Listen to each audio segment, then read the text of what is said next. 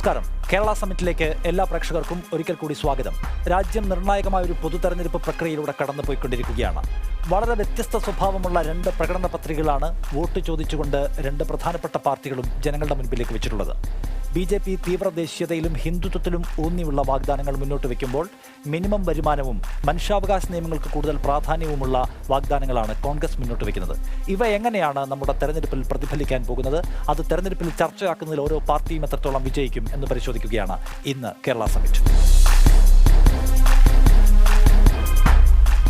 നമ്മളൊപ്പം ഈ ചർച്ചയിൽ പങ്കെടുക്കുന്നത് ശ്രീ നിതിൻ കാണിച്ചേരി CPIM-ൽ നിന്ന്, അഡ്വക്കേറ്റ് ജയൻ BJP-യുടെ പ്രതിനിധി, കോൺഗ്രസിൽ നിന്ന് അഡ്വക്കേറ്റ് ബീന ജോസഫ്, ഒപ്പം മുതിർന്ന മാധ്യമ പ്രവർത്തകനായ ശ്രീ NP ചെക്കുട്ടിയും ഒരു കൂട്ടം പ്രേക്ഷകരും ഈ ചർച്ചയുടെ ഭാഗമാകുന്നു. ആദ്യം ശ്രീ ജയൻ, നിങ്ങളുടെ പ്രകടന പത്രികയിൽ കഴിഞ്ഞ കാലത്ത് 2014 നിങ്ങൾ മുന്നോട്ട് വെച്ചിട്ടുള്ള പ്രധാനപ്പെട്ട വാഗ്ദാനങ്ങളുണ്ടല്ലോ, അവ പലതും ഫുൾഫില്ല് ചെയ്തതായോ അവയിൽ എന്തെങ്കിലും തരത്തിലുള്ള നേട്ടം കൈവരിച്ചതായുള്ള പരാമർശം പോലുമില്ല. ഈ കള്ളപ്പണം പോലെയുള്ള അല്ലെങ്കിൽ വാഗ്ദാനം ചെയ്ത ജോലി സാധ്യതകൾ ഉറപ്പാക്കിയതുപോലുള്ള ഒരു കാര്യവുമില്ലാതെ പുതിയ ചില കാര്യങ്ങൾ പറയുന്നു, ഒപ്പം കാലാകാലങ്ങളായി നിങ്ങൾ പറയുന്ന ചില കാര്യങ്ങൾ ആവർത്തിക്കുകയും ചെയ്യുന്നു. അത് നിങ്ങളുടെ ഒരു ദുർബലതയാണോ ഈ കാര്യത്തിൽ? രാജ്യത്തെ ബഹുമാന്യരായ ജനങ്ങളോട് കഴിഞ്ഞ 2014 നൽകിയിരുന്ന 3 പ്രധാന വാഗ്ദാനങ്ങളാണ് സുരക്ഷയും സുഭിക്ഷതയും സുതാര്യതയും.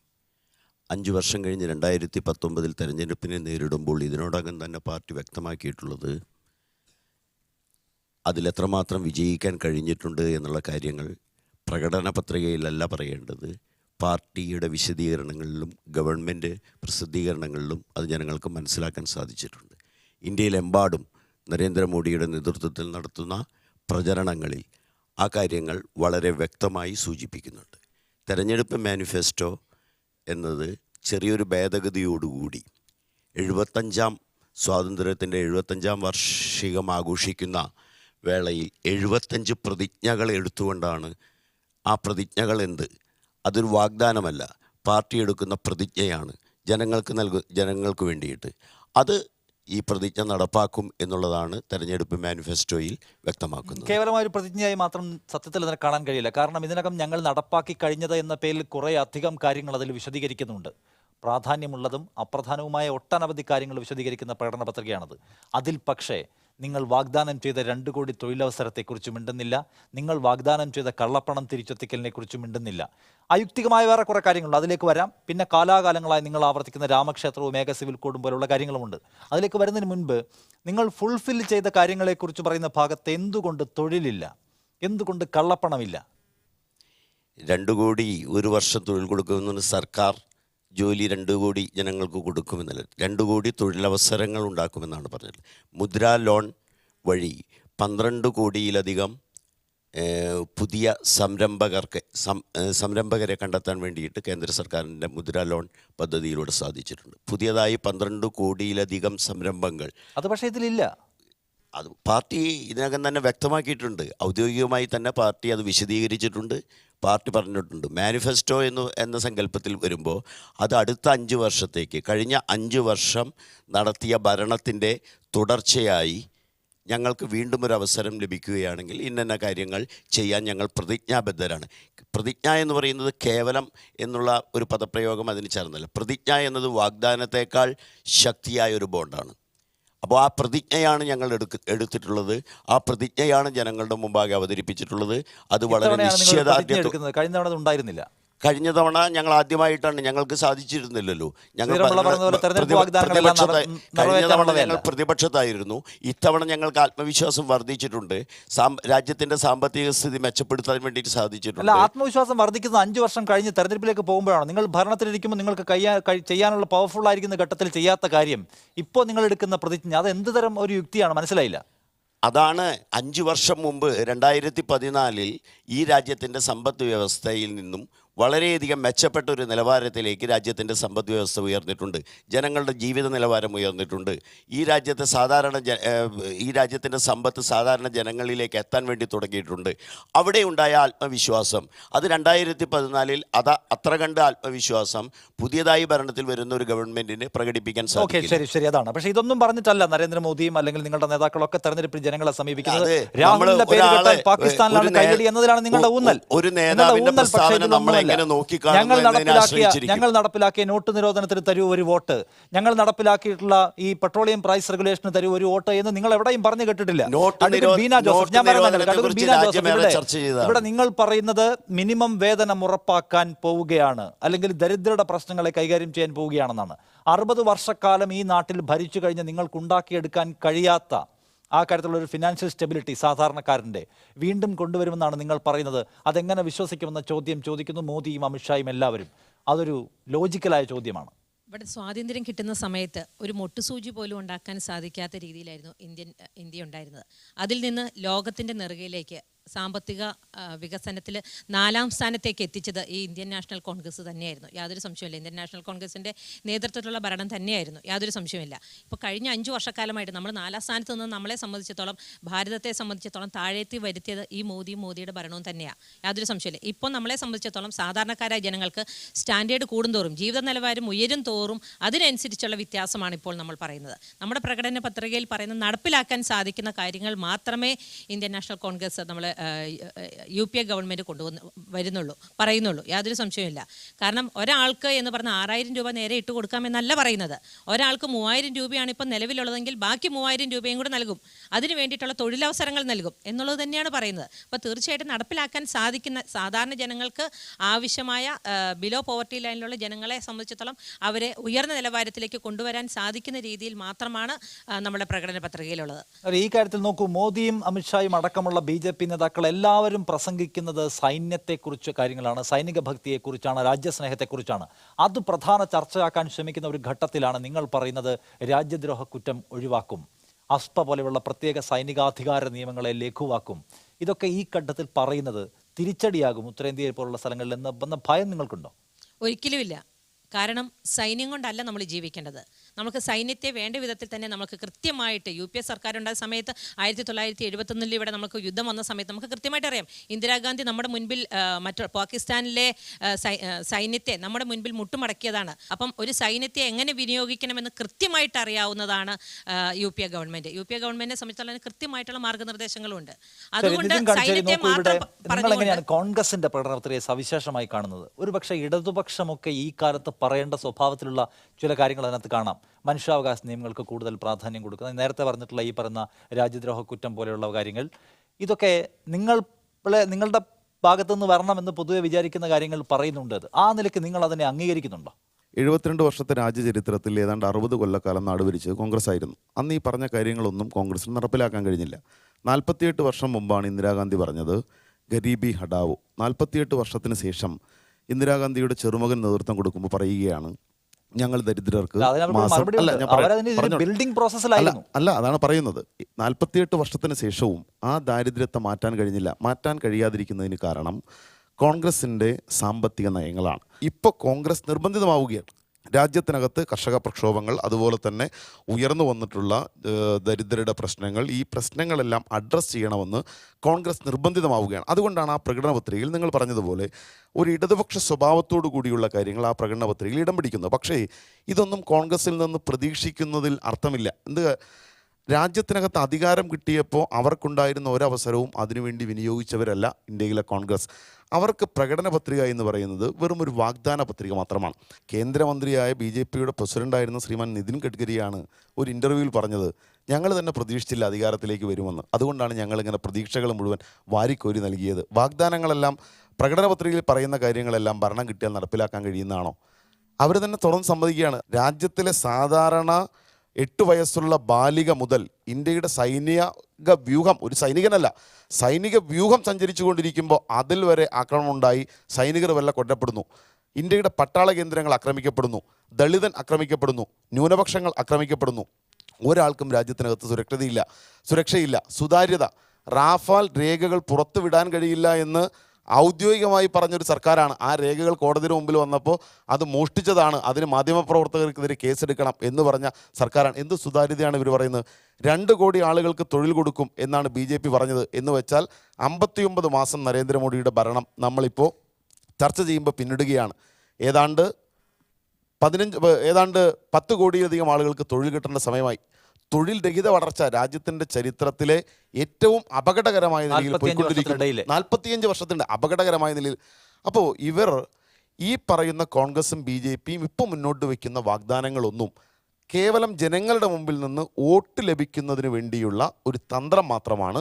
അധികാരത്തിലെത്തിയാൽ ഇതൊന്നും ഇവർ നടപ്പിലാക്കുമെന്ന് പ്രതീക്ഷിക്കുന്നതിൽ താങ്കൾ അതിന്റെ ഒരു താരതമ്യം എങ്ങനെയാണ് കാണുന്നത്? കോൺഗ്രസ് ഇതിന് മുൻപും ഇത്തരം അവകാശവാദങ്ങൾ മുന്നോട്ട് വെച്ചിട്ടുണ്ട്, വാഗ്ദാനങ്ങൾ നൽകിയിട്ടുണ്ട്, അവർ പാലിക്കാൻ പോകുന്നില്ല, ഏറെക്കാലം ഭരണത്തിൽ ഉണ്ടായിരുന്നവരാണെന്ന്. അതേസമയം അവർ കർഷക കടങ്ങൾ എഴുതി തള്ളിയിട്ടുണ്ട്, അല്ലെങ്കിൽ അവർ ഈ മഹാത്മാഗാന്ധി ദേശീയ ഗ്രാമീണ തൊഴിലുറപ്പ് പദ്ധതി കൊണ്ടുവന്നിട്ടുണ്ട്, അങ്ങനെ കുറേയധികം കാര്യങ്ങൾ കൊണ്ടുവരികയും ചെയ്തിട്ടുണ്ട് എന്ന കാര്യത്തിൽ തർക്കമില്ല. ഇത് പുതിയ ഒരു നേതാവാണ് പറയുന്നത് കൊണ്ട് ഇതിന് കൂടുതൽ വിശ്വാസം വരുന്നുണ്ടോ, അതോ കോൺഗ്രസിന്റെ പഴയ സാധനം എന്ന എനിക്ക് തോന്നുന്നു നമ്മൾ ഈ രണ്ട് പത്രികകളെയും താരതമ്യം ചെയ്യുമ്പോൾ 2004-2009 ഉണ്ടായിരുന്ന മൻമോഹൻ സിംഗിൻ്റെ ആദ്യ ഭരണകൂടവും പിന്നീട് നരേന്ദ്രമോദിയുടെ ആദ്യ ഭരണകൂടവും തമ്മിലാണ് ഒരു തരത്തിൽ താരതമ്യം വേണ്ടത് യഥാർത്ഥത്തിൽ. കാരണം ഈ രണ്ട് സർക്കാരുകളും പുതിയ തരത്തിലുള്ള ആശയങ്ങളുമായിട്ട് പുതിയ തരത്തിലുള്ള പ്രതീക്ഷ ജനങ്ങൾക്ക് നൽകിക്കൊണ്ട് വന്നതാണ്. അപ്പം അങ്ങനെ നൽകുന്ന സമയത്ത് 2004-2009 സർക്കാരിൻ്റെ പെർഫോമൻസുമായിട്ട് കമ്പയർ ചെയ്യുമ്പോൾ ഈ കഴിഞ്ഞ 5 വർഷത്തെ നരേന്ദ്രമോദി സർക്കാരിൻ്റെ പെർഫോമൻസ് എങ്ങനെയുണ്ട് അത് നമ്മൾ പരിശോധിക്കേണ്ടതാണ്. അങ്ങനെ പരിശോധിക്കുന്ന സമയത്ത് ഒരു കാര്യം വളരെ വളരെ വ്യക്തമാണ്. പ്രോമിസസ് കീപ്പ് ചെയ്യുന്നതിൽ വലിയ തോതിൽ പരാജയപ്പെട്ടൊരു സർക്കാരാണ് നരേന്ദ്രമോദിയുടേത്. അതുകൊണ്ടാണ് അവരിപ്പം വളരെ ഏകപക്ഷീയമായിട്ട് ഇന്ത്യയെ ഒരു ജനങ്ങളെ ഭയത്തിൻ്റെ ഒരു അന്തരീക്ഷത്തിലേക്ക് കൊണ്ടുപോയിക്കൊണ്ട്, ഭീതിയുടെ ഒരു അന്തരീക്ഷം സൃഷ്ടിച്ചുകൊണ്ട്, ഒരു അരക്ഷിതാവസ്ഥയുടെ അന്തരീക്ഷം സൃഷ്ടിച്ചുകൊണ്ട് ജനങ്ങളെ ഞങ്ങൾക്ക് വോട്ട് ചെയ്യൂ, ഞങ്ങൾ രാജ്യത്തെ സംരക്ഷിക്കുമെന്ന് പറയുന്നത്. പക്ഷേ അങ്ങനെ ഒരു പെർഫോമൻസ് ഇല്ലാതെ അത്തരത്തിലുള്ള ഭീതിയുടെ അന്തരീക്ഷം മത്സരിക്കാതെ തന്നെ ജനങ്ങൾക്ക് കൃത്യമായിട്ടുള്ള നൽകിയ പ്രോമിസുകൾ കീപ്പ് ചെയ്തുകൊണ്ട് ഒരു റൈറ്റ് ബേസ്ഡ് ആയിട്ടുള്ള ഒരു പുതിയ അന്തരീക്ഷം സൃഷ്ടിച്ചുകൊണ്ടാണ് മൻമോഹൻ സിംഗ് ആദ്യത്തെ 5 വർഷങ്ങൾ പൂർത്തിയാക്കിയത്. അതുകൊണ്ടാണ് അദ്ദേഹത്തെ രണ്ടാമത്തെ തവണ ജനങ്ങൾ വീണ്ടും ഇടതുപക്ഷം വിട്ടുപോയിട്ട് പോലും അദ്ദേഹത്തെ വീണ്ടും അധികാരത്തിലേക്ക് തിരിച്ചു കൊണ്ടുവന്നത്. അങ്ങനെയൊക്കെ നോക്കുന്ന സമയത്ത് കോൺഗ്രസിൻ്റെ ഈ പുതിയ തലമുറ ലീഡർഷിപ്പ് പുതിയ കാലത്തിൻ്റെ സാധ്യതകളെ മനസ്സിലാക്കിക്കൊണ്ട് ഇന്ന് ആഗോള അന്തരീക്ഷത്തിൽ വന്നുകൊണ്ടിരിക്കുന്ന പോസ്റ്റ് ഗ്ലോബലൈസേഷൻ ലോകത്തിൻ്റെ സവിശേഷതകൾ മനസ്സിലാക്കിക്കൊണ്ടുള്ള ഒരു പുതിയ ഒരു അവയർനെസ് അതിനകത്ത് കാണും. ഞാൻ അതിൽ ഏറ്റവും പ്രധാനമായിട്ട് കാണുന്നതിൽ ഒന്ന് യൂണിവേഴ്സൽ ബേസിക് ഇൻകം ഒരു പുതിയ കോൺസെപ്റ്റ് തന്നെ അദ്ദേഹം കൊണ്ടുവന്നു. അത് യഥാർത്ഥത്തിൽ ഇന്ത്യയെപ്പോലൊരു രാജ്യത്ത് നടപ്പിലാക്കാൻ കഴിയുകയാണെങ്കിൽ പല യൂറോപ്യൻ രാജ്യങ്ങളിലും പ്രത്യേകിച്ച് സോഷ്യൽ വെൽഫെയർ വലിയ മുന്നോട്ട് നിൽക്കുന്ന സ്കാൻഡിനേവിയൻ രാജ്യങ്ങളിലൊക്കെ ഈ തരത്തിലൊരു കോൺസെപ്റ്റ് ഓൾറെഡി നിലവിലുണ്ട്. പക്ഷേ ഇന്ത്യയെപ്പോലുള്ള 130 കോടി ജനങ്ങൾ രാജ്യത്ത് ഈ ഒരു പുതിയ കാഴ്ചപ്പാട് കൊണ്ടുവരികയും അതൊരു പരിമിതമായ മട്ടിലെങ്കിലും വിജയിപ്പിക്കാൻ കഴിയുകയും ചെയ്യുകയാണെങ്കിൽ ലോകത്തിന് തന്നെ മാതൃകയായിരിക്കും. കാരണം പണം ഏറ്റവും കൂടുതൽ കോൺസെൻട്രേറ്റ് ചെയ്യുന്നൊരു കാലമാണത്. ഒരുപാട് ശതകോടീശ്വരന്മാർ വരുന്നു, സമ്പത്ത് ഉണ്ടാവുന്നു, പക്ഷേ അത് താഴോട്ട് ജനങ്ങൾക്കിടയിലേക്ക് എത്തുന്നില്ല. അതുകൊണ്ട് തന്നെ പണം എങ്ങനെ റീഡിസ്ട്രിബ്യൂട്ട് ചെയ്യാം, എങ്ങനെ സമ്പത്ത് റീഡിസ്ട്രിബ്യൂട്ട് ചെയ്യാം എന്നുള്ളതാണ് ഇന്നത്തെ ഏറ്റവും വലിയ പ്രശ്നമെന്ന് ഏറ്റവും പ്രഗത്ഭരായിട്ടുള്ള എക്കോണമിസ്റ്റുകളൊക്കെ പറയും. തോമസ് പിക്കറ്റി ഫോർ എക്സാമ്പിൾ, അദ്ദേഹത്തിൻ്റെ ക്യാപിറ്റലിസം ഇൻ 21st സെഞ്ച്വറി എന്നുള്ള പുസ്തകത്തിൽ മാർക്സ് അന്ന് പറഞ്ഞ സംഗതി ഈ പണത്തിൻ്റെ അമിതമായിട്ടുള്ള ഒരു കേന്ദ്രീകരണം അതെങ്ങനെ ഒഴിവാക്കിക്കൊണ്ട് ജനങ്ങൾക്കിടയിലേക്ക് പണം എത്തിക്കാം, ഈ വിഷയത്തെക്കുറിച്ചുള്ളൊരു ചർച്ച ആഗോളതലത്തിൽ നടക്കുന്നുണ്ട്. അത്തരത്തിലുള്ള ലോക രംഗത്തുണ്ടായിരിക്കുന്ന മാറ്റങ്ങളെ മനസ്സിലാക്കിക്കൊണ്ടുള്ള ഒരു പുതിയ കാഴ്ചപ്പാട് അവതരിപ്പിക്കുന്ന ഒരു പത്രികയായിട്ടാണ് എനിക്ക് തോന്നുന്നത്. അതുകൊണ്ട് തന്നെ മൻമോഹൻ സിംഗിൻ്റെ ആദ്യത്തെ സർക്കാർ ഏത് തരത്തിലുള്ള ഒരു പെർഫോമൻസ് ആണോ ഉണ്ടാക്കിയത് ആ തരത്തിലൊരു പെർഫോമൻസ് ഉണ്ടാക്കാൻ കഴിവുള്ള ഒരു പുതിയ ലീഡർഷിപ്പിനെ കോൺഗ്രസ് ജനങ്ങൾക്ക് മുമ്പിൽ നൽകുന്നു എന്നൊരു തോന്നലാണ് ഈ പത്രിക നൽകുന്നത്. മനുഷ്യാവകാശ നിയമങ്ങൾ, അതായത് ഈ രാജ്യദ്രോഹ കുറ്റം എടുത്തു കളയുക, സൈന്യത്തിന് സവിശേഷാധികാരം നൽകുന്നതിൽ ഒരു ഇളവ് വരുത്തുക, ഇതൊക്കെ ഇന്നത്തെ ഇന്ത്യൻ സാഹചര്യത്തിൽ പറയുക എന്നത് ചെറിയ ധൈര്യം വേണ്ട ഒരു കാര്യമല്ല. കാരണം ഒരു നിർണായക തെരഞ്ഞെടുപ്പിൽ കോൺഗ്രസിൻ്റെ ഒരു സ്ട്രാറ്റജി എന്തായിരിക്കും എന്ന് വിചാരിക്കുന്നു താങ്കൾ? അതിൻ്റെ ഒരു പ്രവർത്തന പഥം എന്തായിരിക്കും? BJP മുന്നോട്ട് വയ്ക്കുന്ന അമിത തീവ്രമായിട്ടുള്ള ദേശീയതയുടെ ഒരു ശത്രുവിനെ മുന്നിൽ നിർത്തി ജനങ്ങൾക്കിടയിൽ ഭീതി ഉയർത്തുന്ന ഒരു തരത്തിലുള്ള രാഷ്ട്രീയത്തിന് വ്യത്യസ്തമായിട്ട് വളരെ ജനങ്ങളുടെ കൂടെ നിൽക്കുന്ന ഒരു ജനകീയമായ ഒരു പുതിയ ഒരു രാഷ്ട്രീയ സംവിധാനം ഉണ്ടാക്കാനാണ് രാഹുൽ ഗാന്ധി ശ്രമിക്കുക. അതുകൊണ്ടാണ് അദ്ദേഹം പാർലമെൻറ്റിൽ പോയി നരേന്ദ്രമോദിയെ ആലിംഗനം ചെയ്യുക. അതൊരു വളരെ കൃത്യമായിട്ടൊരു മെസ്സേജാണ്. എന്താണോ BJP മുന്നിൽ നിർത്തുന്ന രാഷ്ട്രീയ ഐഡിയോളജി, അത് വെറുപ്പിൻ്റേതായിട്ടുള്ളൊരു ഐഡിയോളജിയാണ്, വിഭജനത്തിൻ്റേതായിട്ടുള്ള ഐഡിയോളാണ്, ജനങ്ങളെ തമ്മിലടിപ്പിക്കുന്ന ഒരു ഐഡിയോളജി. അതിൽ നിന്ന് വ്യത്യസ്തമായിട്ട് ഇന്ത്യയുടെ ദേശീയ പാരമ്പര്യങ്ങളിൽ നിന്നല്ല. ഇപ്പോൾ കശ്മീരിലെ സാധ്യത എടുത്താൽ ഇപ്പോൾ പുൽവാമയിൽ അറ്റാക്ക് നടത്തിയിട്ടുള്ള ഒരു ഇന്ത്യൻ പൗരനാണ് എന്ന് നമുക്കറിയാം. അപ്പോൾ ഈ കശ്മീരിലും നോർത്ത് ഈസ്റ്റിലും ഒക്കെ പ്രത്യേകമായി പ്രവർത്തനശേഷി ഉള്ളതാണോ ഇവരുടെ ഈ മാനിഫെസ്റ്റോ? തീർച്ചയായും മാനിഫെസ്റ്റോ എവിടെയൊക്കെ പ്രവർത്തനശേഷി ഉണ്ട് ഇല്ല എന്നുള്ളതല്ല നമ്മൾ എന്ത് സന്ദേശമാണ് അത് നൽകുന്നത്. അത് ജനങ്ങൾക്ക് നൽകുന്ന സന്ദേശം ഈ രാജ്യത്തെ ആഭ്യന്തരമായിട്ട് വിഭജിക്കുന്ന, ജനങ്ങളെ തമ്മിലടുപ്പിക്കുന്ന ഒരു തരത്തിലുള്ള ഐഡിയോളജി കോൺഗ്രസ് അല്ലെങ്കിൽ കോൺഗ്രസിൻ്റെ കൂടെ നിൽക്കുന്ന സഖ്യകക്ഷികളോ തയ്യാറാവുകയില്ല. ഒന്ന്. രണ്ടാമത് വളരെയേറെ മിസ്യൂസ് ചെയ്യപ്പെട്ടിരിക്കുകയാണ് ഇന്ത്യയുടെ വിവിധ പ്രദേശങ്ങളിൽ ഈ സൈനിക പ്രത്യേകാവകാശ നിയമം എന്ന് പറയുന്നത് എത്രത്തോളം ഭീകരമായിട്ട് ജനങ്ങളെ അടിച്ചമർത്താനുള്ള മാർഗമായിട്ടുള്ളത് നോർത്ത് ഈസ്റ്റിലെ അനുഭവങ്ങൾ എല്ലാ ആളുകൾക്കും അറിയാം. അതൊരു കാലത്ത് ഇനി മുമ്പോട്ട് തുടർന്ന് കൊണ്ടുപോകാൻ കഴിയില്ല, അല്ലെങ്കിൽ ഇന്ത്യ ഡിവൈഡ് ചെയ്യപ്പെടും. ജനങ്ങളെ വിശ്വാസത്തിലെടുക്കുന്ന ജനകീയമായിട്ടുള്ള ജനങ്ങളുടേതായിട്ടുള്ള ഒരു പുതിയ സർക്കാർ എന്ന കാഴ്ചപ്പാടിലേക്കാണ് കോൺഗ്രസിൻ്റെ ഈ പത്രിക ഊന്നൽ നൽകുന്നത്. വളരെ പ്രധാനപ്പെട്ട ഒരു ഷിഫ്റ്റാണ്, അത് പൊസിഷനിലൊരു ഷിഫ്റ്റാണ്. അത് നിർണായകമായിട്ടുള്ള ഒരു സന്ദേശമാണ് ജനങ്ങൾക്ക് കൊടുക്കുന്നത്. അത് ജനങ്ങളെ എന്താ പറയുക സജീവരാക്കും, എനർജൈസ് ചെയ്യും എന്ന് ഞാൻ കരുതുന്നത്. അതാണ് താങ്കളുടെ ജയൻ. നോക്കൂ, ഇവിടെ ചൂണ്ടിക്കാണിക്കപ്പെട്ട കാര്യം നിങ്ങൾ നേരത്തെ പറഞ്ഞ സുരക്ഷ, സുഭിക്ഷ, സുതാര്യത, ഇതൊന്നും നടപ്പിലായിട്ടില്ല എന്ന വിമർശനമാണ് നേരത്തെ നിതിൻ കണിച്ചേരി ഉന്നയിച്ചത്. ഇപ്പോൾ കശ്മീരിലെ മാത്രം കാര്യമെടുത്താൽ അവിടെ 93% ആയിട്ട് ഉയർന്നിരിക്കുകയാണ് സൈനികരുടെ ജീവൻ നഷ്ടപ്പെടുന്ന സാഹചര്യം നിങ്ങളുടെ സർക്കാർ വന്നതിന് ശേഷം മാത്രം. പിന്നെ ഉറിയിൽ, പത്താൻകോട്ടിലും മറ്റും ഉണ്ടാകുന്ന AK ആന്റണിയുടെ കാലത്ത് സൈനികരുടെ തലവെട്ടി കൊണ്ടുപോവുകയാണെന്നും തങ്ങൾ വന്നാൽ മാത്രമാണ് ആ സുരക്ഷ ഒരുക്കാൻ കഴിയുന്നതെന്നും നിരവധി വേദികൾ പ്രസംഗിച്ചയാളാണ് നരേന്ദ്രമോദി. പക്ഷേ ഇപ്പോൾ സൈനികരുടെ അവസ്ഥ എന്താണെന്ന് നമുക്കറിയാം. പിന്നെ സുതാര്യത, സർക്കാർ പുറത്തുവിടുന്ന ഔദ്യോഗിക ഡേറ്റ പോലും നോക്കൂ. ഇപ്പോൾ തൊഴിലില്ലായ്മയുമായി ബന്ധപ്പെട്ട് 45 വർഷത്തെ കണക്കെന്ന് പറയുന്നത് പുറത്തല്ലാതെ വന്നതാണ്. സർക്കാർ ഇപ്പോഴും ആ ഡേറ്റ പുറത്തുവിട്ടിട്ടില്ല, വിടാൻ തയ്യാറാകുന്നില്ല. റഫേലിൻ്റെ കാര്യം വേറെ. പിന്നെ എവിടെയാണ് 1 കിലോ ഉള്ളിക്ക് 9 രൂപ മാത്രം കിട്ടിയതിന് പ്രധാനമന്ത്രിക്ക് ആ പണം അയച്ചു കൊടുത്ത കർഷകന്റെ നാട്ടിൽ എന്ത് സുഭിക്ഷ? 2014 വരെ കൃത്യമായ ഇടവേളകളിൽ ജമ്മു കാശ്മീരിന് പുറത്ത് നമ്മുടെ കോയമ്പത്തൂർ മുതൽ ഇന്ത്യയുടെ ഏതാണ്ട് ചെറുതും വലുതുമായ എല്ലാ സംസ്ഥാനങ്ങളിലും ബോംബ് സ്ഫോടനങ്ങളും തീവ്രവാദി ആക്രമണങ്ങളും നടന്നിരുന്നു. 2014 ശേഷം അത് ഗണ്യമായി കുറച്ചു കൊണ്ടുവരുവാനും ഇല്ല എന്ന് പറയാൻ കഴിയുന്ന തലത്തിലേക്കും നമ്മുടെ രാജ്യത്തെ സമാധാനം, ഭീകരവാദി വിമുക്തമായ ഒരു രാഷ്ട്രമാക്കി ഭാരതത്തെ മാറ്റാൻ ഈ സർക്കാരിന് കഴിഞ്ഞു എന്നത് കാണാതെ പോകരുത്. ജമ്മു കാശ്മീരിൽ എന്തുകൊണ്ട് സംഭവിക്കുന്നു? ജമ്മു കാശ്മീരിൽ നിരവധി വർഷക്കാലമായി തീവ്രവാദികളെ സഹായിക്കുന്ന ഒരു ജനതയെ സൃഷ്ടിച്ചു എന്നതാണ് മുൻ ഭരണാധികാരികളുടെ സംഭാവന. ഈ ഗവൺമെൻറ് വന്നതിന് ശേഷവും ജമ്മു കാശ്മീരിന് സ്വാതന്ത്ര്യം വേണമെന്ന് മുദ്രാവാക്യം വിളിക്കുന്ന, പാകിസ്ഥാൻ സിന്ദാബാദ് വിളിക്കുന്ന കുട്ടികളെ സംരക്ഷിക്കാൻ JNU യൂണിവേഴ്സിറ്റിയിലേക്ക് ഓടിയെത്തി തീവ്രവാദ, ഭീകരവാദ, വിഘടനവാദ ശക്തികൾക്ക് നിങ്ങൾ ഭയപ്പെടേണ്ടതില്ല, നിങ്ങളുടെ കൂടെ ഞങ്ങളുണ്ട്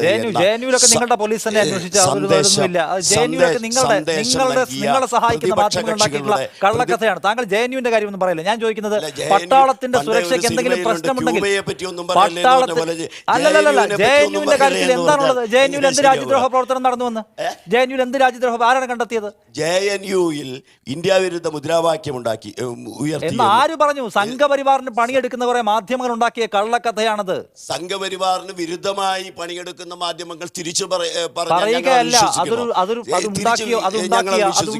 ഞാൻ ചോദിക്കുന്നത് ഈ മാധ്യമങ്ങൾക്ക് രാഷ്ട്രീയമില്ല എന്ന അഭിപ്രായം പരിമിതികളെ സംഘപരിവാറിനെ പിന്തുണയ്ക്കുന്ന മാധ്യമങ്ങളുണ്ടെങ്കിൽ അകാരണമായി സംഘപരിവാറിനെ എതിർക്കുന്ന മാധ്യമങ്ങൾ നമ്മുടെ രാജ്യത്തുണ്ട്. ശരിയായിക്കോട്ടെ, ഞാൻ ചോദിക്കുന്നതല്ല. നിങ്ങൾക്കിപ്പോ കശ്മീരിലെ പരിമിതികളെ കുറിച്ച് പറയാനല്ല നിങ്ങളെ ഒരു സർക്കാർ ഏൽപ്പിച്ചിരിക്കുന്നത്. നിങ്ങൾ കാശ്മീരിന് പുറത്തേക്ക് ഒരു ഭീകരവാദിക്ക് കടക്കാൻ കഴിയാത്ത രാജ്യ സുരക്ഷ സുശക്തമാക്കി എന്നുള്ളത് കാണാതെ പോകരുത്. ജമ്മു കാശ്മീരില് 40 പുൽവാമയിലെ 40 ധീര ജവാന്മാർ കൊല്ലപ്പെട്ടത് ആ ദാരുണമായ സംഭവത്തിന് ശേഷം ജമ്മു കാശ്മീരിൽ ഉണ്ടായിട്ടുള്ള ഓരോ നടപടികളും ഈ രാജ്യത്തെ ജനങ്ങളിൽ ആത്മവിശ്വാസം ഉയർത്തുന്ന രീതിയിലായിരുന്നു. താങ്കൾ ഞാൻ ചോദിക്കട്ടെ, CRPFന്റെ ഇത്ര വലിയ കോൺവോയ് ഇങ്ങനെ പോകാൻ കഴിയില്ലെന്നും എയർലിഫ്റ്റിംഗ് വേണമെന്നും ആവശ്യപ്പെട്ട് കത്തയച്ചിട്ട് അത് മൈൻഡ് ചെയ്യാത്ത ഒരു സർക്കാരല്ലേ? ആ സർക്കാർ പിന്നെ എന്ത് സുരക്ഷ ഒരുക്കിയെന്നാണ്? പത്താൻകോട്ടിന് മുറിക്കും. കഴിഞ്ഞ തവണ ഉണ്ടാകുന്ന ഓരോ ചെറിയ ഇൻസിഡന്റിനും AK ആന്റണിയെ അധിക്ഷേപിച്ചവരാണ് നിങ്ങൾ. ഇതിന് നിങ്ങൾക്ക് ഉത്തരവാദിത്തമില്ല. പുൽവാമയിലെ ആക്രമണമുണ്ടായി, പ്രതീക്ഷിക്കാത്ത ആക്രമണമുണ്ടായാൽ ഇതിന്റെ പ്രശ്നം എന്താ? BJP ഇതേ ആക്ഷേപം ജമ്മു കാശ്മീരിൽ ഒരു പ്രധാനപ്പെട്ട രാഷ്ട്രീയ പാർട്ടിക്കെതിരായിട്ട് നിയമസഭാ തെരഞ്ഞെടുപ്പിന് മുമ്പ് പറഞ്ഞു. അവിടെയുള്ള PDP എന്ന് പറയുന്ന രാഷ്ട്രീയ പാർട്ടിയെ കുറിച്ച്. തെരഞ്ഞെടുപ്പ് കഴിഞ്ഞപ്പോൾ അവരുമായി ചേർന്നിട്ടാണ് ഭരിച്ചത്. ഇതാണ്. അപ്പൊ അധികാരത്തിലേക്ക് വരാൻ ഇവർ വിഘടനവാദികൾ, തീവ്രവാദികൾ എന്ന് വിളിച്ചവരെ പോലും കൂട്ടുചേരാൻ BJPക്ക് ഒരു മടിയുമില്ല എന്നുള്ളതാണ് പ്രശ്നം. സൈനിക ആക്രമണത്വം നേരത്തെ പറഞ്ഞുകൂടെ? സൈനികർക്കെതിരായ ആക്രമണം രാജ്യത്തിനകത്ത് വലിയ രൂപത്തിൽ ഉയർന്നു കഴിഞ്ഞ ഈ 5 വർഷത്തിനിടയിൽ. രാഷ്ട്രീയമായി ഈ പ്രശ്നത്തെ സമീപിക്കാനും അതിനെ പരിഹാരം കാണാനും ഈ സർക്കാർ തയ്യാറാവാത്തതിന് കാരണം എന്താ? ഇവർക്ക് വീണ്ടും അധികാരം പിടിക്കണമെങ്കിൽ ഇങ്ങനെ ഒരു ശത്രുവിനെ ഇവർക്ക് ജനങ്ങളുടെ മുമ്പിൽ ചൂണ്ടിക്കാണിച്ച് എപ്പോഴും നിർത്തണം. അതിൽ നിന്ന് രാജ്യസുരക്ഷ അപകടത്തിലാണെന്നും ആ രാജ്യസുരക്ഷയെ തീവ്രദേശീയതയുമായി ബന്ധിപ്പിച്ചുകൊണ്ട് മാത്രമേ അവർക്ക് വരാൻ വേണ്ടി പറ്റൂ. അതിനുള്ള പരിശ്രമമാണ് BJP നടത്തുന്നത്. പിന്നെ പറഞ്ഞു സാമ്പത്തിക കാര്യങ്ങളെക്കുറിച്ച് പറഞ്ഞു. പെട്രോളിയം ഉൽപ്പന്നങ്ങൾക്ക് GST ചുമത്തുമെന്നല്ല നിങ്ങൾ പറയേണ്ടത്. പെട്രോളിയത്തിൻ്റെ വില കുറയണമെങ്കിൽ കമ്പനികൾക്ക് വില നിർണ്ണയിക്കാനുള്ള അധികാരം കൊടുത്തു. കോൺഗ്രസ് ആണ് കൊടുത്തത്. അത് നിങ്ങൾ തിരിച്ചു പിടിക്കുമോ? ആ നിയമം നിങ്ങൾ കൊണ്ടുവരുമോ? അതായിരുന്നു നിങ്ങൾ പറയേണ്ടിയിരുന്നത്. പരാമർശമേ ഇല്ല. ഞാൻ പറഞ്ഞത് ന്യായ് പദ്ധതിയെക്കുറിച്ച് പറയുന്നു. 5 കോടി ആളുകൾക്ക് കൊടുക്കുമെന്നാണ് പറയുന്നത്. അതിന് വേണ്ടി വരുന്ന തുക എവിടെ നിന്ന് കണ്ടെത്തും? പറയണ്ടേ? ഒരു സാമ്പത്തിക കാര്യത്തിൽ നിങ്ങൾ കൊടുക്കുമെന്ന് പറയുമ്പോൾ കൊടുക്കുമെങ്കിൽ നല്ലത് തന്നെ, ഞാൻ അതിനെ എതിർക്കാൻ വരുന്നില്ല. എവിടെ നിന്ന് കിട്ടും? അങ്ങനെ കിട്ടണമെങ്കിൽ ഇന്ത്യയിൽ കിട്ടും. ഇന്ത്യയിലെ കോർപ്പറേറ്റ് നികുതി, അതിസമ്പന്നർക്ക് നികുതി, ഇത് ചുമത്തിയാൽ സുഖമായി നമുക്ക് ആ സമ്പത്ത് കണ്ടെത്താവുന്നേ ഉള്ളൂ. പ്രകടന പത്രികയിൽ പരാമർശമേ ഇല്ല. ഞങ്ങളങ്ങനെ ചുമത്തും, കോർപ്പറേറ്റ് ടാക്സ് കൊണ്ടുവരും, അതിസമ്പന്നർക്ക് നികുതി കൊണ്ടുവരും, പരാമർശമേ കോൺഗ്രസിനില്ല. അപ്പോൾ കോൺഗ്രസിനും ഈ പദ്ധതി നടപ്പിലാക്കുന്നതിന് വേണ്ടിയല്ല, താൽക്കാലികമായി ജനങ്ങളുടെ മുമ്പിൽ ഒരു വാഗ്ദാനം വയ്ക്കുക എന്നുള്ളത് മാത്രമേ ഉള്ളൂ. കേരളത്തിൽ 5 കൊല്ലം കോൺഗ്രസിൻ്റെ സർക്കാർ ഉണ്ടായിരുന്നു. ശ്രീമാൻ ഉമ്മൻചാണ്ടി സാമൂഹ്യ സുരക്ഷാ പെൻഷൻ VS സർക്കാർ പോകുമ്പോൾ 500 രൂപയുണ്ടായിരുന്നത് ആകെ വർദ്ധിപ്പിച്ചത് 100 രൂപയാണ്. 5 കൊല്ലം കൊണ്ട് ഉമ്മൻചാണ്ടിയുടെ കാലത്ത് ആകെ വർദ്ധിച്ചത് 100 രൂപയാണ്. ഇപ്പോൾ 1000 ദിവസം ഇടതുപക്ഷത്തിൻ്റെ നേതൃത്വത്തിലുള്ള പിണറായി സർക്കാർ അധികാരത്തിലുണ്ട്. 600 രൂപ 1200 രൂപയാകുന്നു. നിങ്ങൾ നോക്കൂ, സാധാരണക്കാരൻ്റെ ദുർബല ജനവിഭാഗത്തിൻ്റെ കൂടെ നിൽക്കണമെന്ന് ഒരു രാഷ്ട്രീയ പ്രസ്ഥാനം, ഭരണ സംവിധാനം ആഗ്രഹിച്ചാൽ നടപ്പിലാക്കാൻ കഴിയും. പക്ഷേ അതിനുള്ള മനസ്സ് വേണം. അത് വാഗ്ദാനങ്ങൾ മാത്രമായി പ്രകടന പത്രികയിൽ ഉൾപ്പെടുത്തിയതുകൊണ്ട് ഫലം ചെയ്യില്ല എന്നുള്ളതാണ് ഞാൻ പറയുന്നത്. നിതിൻ ഗണിച്ചേരി പറഞ്ഞുകൊണ്ടിരിക്കുന്ന കാര്യങ്ങൾ അദ്ദേഹം തുടങ്ങിയ സമയത്ത് തന്നെ പറഞ്ഞത് കോൺഗ്രസ് പറഞ്ഞ കുറേ ആ പ്രകടന പത്രികയിൽ പറഞ്ഞ കാര്യങ്ങൾ. കോൺഗ്രസ് 1947 ശേഷം ഭരിച്ച് ഇത്ര നാൾ വന്നതിന് ശേഷം ഇവിടുത്തെ എക്കണോമിക് സ്റ്റാറ്റസ് എത്രത്തോളം ഉയർന്നു എന്ന കാര്യത്തിൽ അദ്ദേഹത്തിന് വലിയ ആരോപണങ്ങളുണ്ട്. അതുപോലെ തന്നെ കോൺഗ്രസ് പറയുന്ന ഓരോ കാര്യങ്ങളോട് ഇപ്പോൾ പ്രകടന പത്രികയിൽ GSTയിലെ കാര്യങ്ങൾ, നികുതി എവിടെ നിന്ന് വരും, ഇന്ന കാര്യങ്ങളൊന്നും പ്രതിപാദിച്ചിട്ടില്ല എന്ന് അദ്ദേഹം വളരെ സൂക്ഷ്മമായി പറയുന്നു. അദ്ദേഹം വളരെ കൃത്യതയോടുകൂടിയാണ് പറയുന്നത്. എങ്കിലും ഇവർ എന്തിനാണ് ഈ കോൺഗ്രസിനെ പിന്തുണയ്ക്കുമെന്ന് പറയുന്നത്? കോൺഗ്രസിനെ പിന്തുണയ്ക്കുമെന്ന് എവിടെയും പറഞ്ഞിട്ടില്ല. തിരഞ്ഞെടുപ്പ് കഴിഞ്ഞാൽ ഉണ്ടാകുന്ന രാഷ്ട്രീയ സാഹചര്യത്തിൽ BJP വിരുദ്ധമായ ഒരു സർക്കാർ വരുന്നതിന് വേണ്ടിയുള്ള, മതനിരപേക്ഷമായ ഒരു സർക്കാർ അധികാരത്തിലേക്ക് വരുന്നതിന് വേണ്ടിയുള്ള നിലപാടായിരിക്കും ഇടതുപക്ഷം സൂക്ഷിക്കുക. അവരുടെ പ്രകടന പത്രികയോ അവരുടെ വാഗ്ദാനങ്ങളോ എന്തായാലും പ്രശ്നമില്ല. അല്ല, അവരുടെ പ്രശ്നം വർഗീയതയാണ്. അല്ലല്ല, സാമ്പത്തിക നയത്തിന്റെ കാര്യത്തിൽ നിങ്ങളുടെ പ്രശ്നം വർഗീയത മാത്രമാണോ, അതോ നിങ്ങളുടെ പ്രശ്നം സംഘപരിവാർ മാത്രമാണോ? അല്ല, അവർക്ക് ആ കാര്യത്തിൽ പ്രയോറിറ്റി ഉണ്ട്. അല്ല, പ്രയോറിറ്റി ഉണ്ട്. അതാ പറയുന്നത്, സാമ്പത്തിക നയത്തിൽ ഞങ്ങൾ കോൺഗ്രസിനെ എതിർക്കുന്നു. കോൺഗ്രസിൽ നിന്ന് എന്ത് വ്യത്യസ്തമായ സാമ്പത്തിക നിലപാടാണ് BJPക്കുള്ളത്? പെട്രോളിന്റെ വില നിർണ്ണയാവകാശം കോൺഗ്രസ് മുതലാളിമാർക്ക് കൊടുത്തു, BJP വന്നപ്പോൾ ഡീസലിന്റെയും കൂടി കൊടുത്തു. സാമ്പത്തിക കാര്യത്തിൽ ഒരു വ്യത്യാസവും BJPയും കോൺഗ്രസും തമ്മിലില്ല. പക്ഷേ മതനിരപേക്ഷതയുടെ കാര്യത്തിൽ BJP RSS എന്ന അർദ്ധ ഫാസിസ്റ്റ് സംഘടനയുടെ രാഷ്ട്രീയ മുഖമാണ്. അതിനെ ചെറുക്കുക എന്നുള്ളത് തന്നെയാണ് പ്രധാനം. അപ്പോൾ മതനിരപേക്ഷമായ സർക്കാർ അധികാരത്തിലേക്ക് വരാൻ ആരെയാണോ പിന്തുണയ്ക്കേണ്ടത് ഇടതുപക്ഷം, ആ സ്റ്റാൻഡ്, നിലപാട് ഇടതുപക്ഷത്തിന് ഈ മതേതരത്വം അല്ലെങ്കിൽ മതനിരപേക്ഷത എന്ന് പറയുന്ന വിഷയത്തിലല്ലാതെ മറ്റൊരു വിഷയത്തിലും യാതൊരു നിലപാടുകളും ഇല്ല എന്നാണ് അതിന്റെ നോക്കൂ. ഇന്ത്യ എന്ന രാജ്യം നിലനിൽക്കണമെങ്കിൽ തന്നെ മതനിരപേക്ഷത എന്ന ഏർപ്പാടാക്കുന്നില്ല എന്നായിരുന്നു. സുരക്ഷ നടപ്പിലായില്ല എന്ന് മാത്രമല്ല, അപകടകരമായ നിലയിൽ അരക്ഷിതാവസ്ഥ വർദ്ധിക്കുകയും ചെയ്തു. എല്ലാവരും എന്നാണ് ഞാൻ പറഞ്ഞത്. താരതമ്യേന ഭേദമായിരുന്നേ പറഞ്ഞുള്ളൂ. കോൺഗ്രസ് രാജ്യത്തിനകത്ത് എല്ലാം സുതാര്യം അല്ലെങ്കിൽ ഭംഗിയായി നടത്തിയെന്നുള്ള അഭിപ്രായം എനിക്കില്ല. രാജ്യത്തിനകത്ത് എല്ലാ നിലയിലും ജനങ്ങൾക്കെതിരായ ആക്രമണം BJPയുടെ ഭരണത്തിൽ വർദ്ധിച്ചു വന്നു എന്നുള്ളതാണ് ഞാൻ പറഞ്ഞത്. ഈ ആക്രമണങ്ങളൊക്കെ 2014 ശേഷമാണ് ഭാരതം കണ്ടത്. ഇതിനു മുമ്പ് ഇന്ത്യയിൽ 2014 മുമ്പ് ഇന്ത്യയിൽ ഒരു ദളിതനും ആക്രമിക്കപ്പെട്ടിട്ടില്ല, ഒരു ബാലികയും ആക്രമിക്കപ്പെട്ടിട്ടില്ല, ഒരു സ്ത്രീയും ആക്രമിക്കപ്പെട്ടിട്ടില്ല എന്ന് ചിന്തിക്കുന്നവരോടും അങ്ങനെ പ്രചരണം നടത്തുന്ന ആളുകളുടെയും രാഷ്ട്രീയ നിലപാടിനോട് ഭാരതത്തിലെ ഭൂരിപക്ഷ ജനത ഐക്യപ്പെടില്ല എന്ന് തന്നെ നരേന്ദ്രമോദി സർക്കാർ അധികാരത്തിൽ വന്നതിന് ശേഷമാണ് അങ്ങനെ ഒരു പ്രശ്നമുണ്ടാക്കി ആരെയും കൊല്ലാമെന്നൊരു മോഡി രാജ്യത്തുണ്ടായത്. 90% കൂടി കാലിയുടെ പേരിലുള്ള അക്രമം. ഈ കാസർഗോഡ് കണ്ട് വികസനം പറഞ്ഞുകൊണ്ട് നിങ്ങൾക്ക് മുന്നോട്ട് വരാൻ പറ്റൂ. ഇതുവരെ നിങ്ങൾ 5 വർഷങ്ങൾക്ക് മുമ്പ് നൽകിയ വികസനം പ്രകടന വികസനം പത്രികയിൽ പറയേണ്ട കാര്യമില്ല. വികസനം 5 വർഷം കൊണ്ട് പ്രവർത്തിച്ച് കാണിച്ച ഒരു ഗവൺമെന്റിനോട് നിങ്ങൾക്ക് വികസനത്തെ കുറിച്ച് എന്ത് പറയാനുണ്ട് എന്ന് ചോദിക്കുന്നത് അർത്ഥശൂന്യമാണ്. കാരണം നിങ്ങൾക്ക് അച്ചാദീൻ വന്നു, ഞങ്ങൾ അച്ചാദീൻ കൊണ്ടുവന്നു എന്ന് പറഞ്ഞുകൊണ്ട് നിങ്ങൾക്ക് പറയാൻ പറ്റുമോ? പ്രകടന പത്രികയുടെ അടിസ്ഥാനത്തിൽ ബിജെപിയെയും കോൺഗ്രസിനെയും എങ്ങനെ വിലയിരുത്തുന്നു തെരഞ്ഞെടുപ്പിൽ ജനമെന്ന് പരിശോധിക്കുകയാണ് കേരള സമിറ്റ്. മടങ്ങിവരാം ഒരു ഇടവേളയ്ക്ക് ശേഷം. കേരള സമിറ്റിലേക്ക് വീണ്ടും സ്വാഗതം.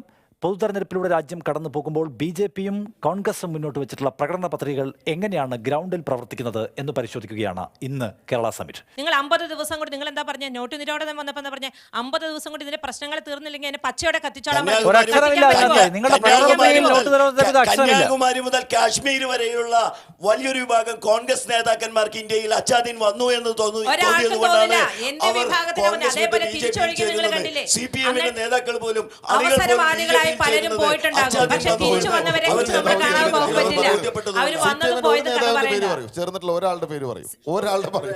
അല്ല, വന്നതും ചേർന്നതും പറയണ്ട. കാരണം അവസരവാദത്തിന് വേണ്ടി പോകുന്നവർ വരികയും പോവുകയും ചെയ്യും. അതല്ല വിഷയം. ഇവിടെ സംബന്ധിച്ചിടത്തോളം അതാ പറഞ്ഞ ശരി ഒരൊറ്റ ചോദ്യം. ഈ നോട്ട് നിങ്ങളുടെ നേട്ടങ്ങൾ പറഞ്ഞുകൊണ്ട് വോട്ട് ചോദിക്കണമെന്നാണ് അവരുടെ പോയിന്റ്. നോട്ട് നിരോധനം നിങ്ങളുടെ പ്രധാനപ്പെട്ട നേട്ടമാണെന്ന് പറയുന്നു. നോട്ട് നിരോധനത്തിന്റെ ബാധ്യതകളിൽ നിന്ന് രാജ്യത്തെ കരകയറ്റുമെന്ന് കോൺഗ്രസിന്റെ പ്രകടന പത്രിക പറയുന്നുണ്ട്. അത് ബാധ്യതയല്ലെന്നും വലിയ നേട്ടമാണെന്നും നിങ്ങൾ അല്ല, അത് നേട്ടമെന്താണ് നിങ്ങൾ പറയുന്നത്? നേട്ടമെന്താണ് നിങ്ങളുടെ പത്രികയിലുണ്ടോ? നേട്ടമെന്താണ് നിങ്ങളുടെ പത്രികയിലുണ്ടോ? നേട്ടം എന്താണെന്ന് നിങ്ങളുടെ പത്രികയിലുണ്ടോ? ഞങ്ങളുടെ ഇല്ല. പത്രികയിലെ നേട്ടങ്ങളെ കുറിച്ച് അടുത്ത 75 പ്രതിജ്ഞകളെ കുറിച്ചാണ് മാനിഫെസ്റ്റോ പറയുന്നത്. 75 കാര്യങ്ങളെ കുറിച്ചാണ്.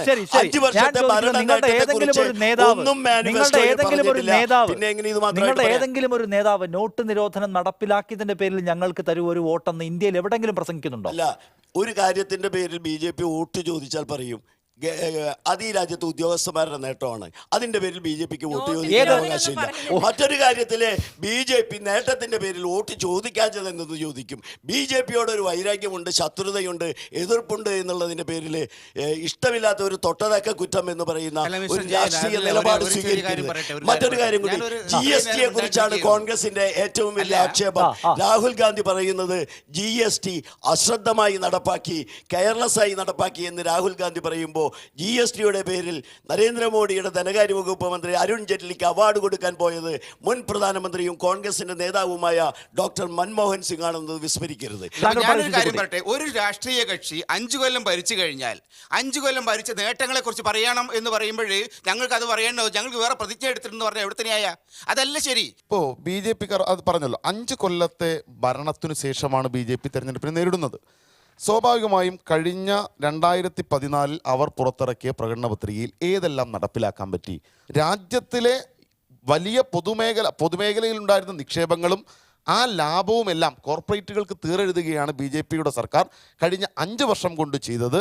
അതിൻ്റെ ഒപ്പം ഇപ്പോൾ അധികാരത്തിലേക്ക് വരുന്നതിന് വേണ്ടിയുള്ള ജനങ്ങളുടെ മറ്റു ചില വികാരങ്ങൾ രൂപപ്പെടുത്തുന്നതിനാണ് രാമക്ഷേത്രം പറയുന്നത്, ഞങ്ങൾ അധികാരത്തിലേക്ക് വന്നാൽ പൗരത്വ രജിസ്റ്ററിനെ കുറിച്ച് പറയുന്നത്. ഇതെല്ലാം ഇപ്പോൾ BJP പറയുന്നത് അധികാരത്തിലേക്ക് എത്തുന്നതിന് വേണ്ടിയുള്ള ഒരു കുറുക്ക് വഴി മാത്രമായിട്ടാണ്. അധികാരത്തിലെത്തിയാൽ സാധാരണക്കാരായ ജനങ്ങളോട് ഒരു താല്പര്യവും BJP പ്രകടിപ്പിക്കില്ല എന്ന് 5 വർഷത്തെ മോഡിയുടെ ഭരണം വ്യക്തമാക്കിയിട്ടുള്ളതാണ്. ഓക്കെ, ജയൻ നോക്കൂ, ഒരു ഒറ്റ കാര്യം കൂടി. ജയൻ നോക്കൂ, ഇതിനകത്ത് നിങ്ങൾ പറയുന്നത് അടുത്ത 5 വർഷത്തിനകം 60,000 കിലോമീറ്റർ ദേശീയപാത പണിയുമെന്നാണ് BJP-യുടെ പ്രകടന പത്രികയിലെ വാഗ്ദാനങ്ങളിലൊന്ന്. ആകെ ടോട്ടൽ ഹൈവേയുടെ സ്ട്രെങ്ത് എന്ന് പറഞ്ഞാൽ ലെങ്ത് എന്ന് പറഞ്ഞാൽ ഇന്ത്യയിൽ 9,700 കിലോമീറ്റർ മാത്രമാണെന്നിരിക്കെ നിങ്ങൾ ആരോടാണ് ഈ നുണ പറയാൻ ശ്രമിക്കുന്നത്?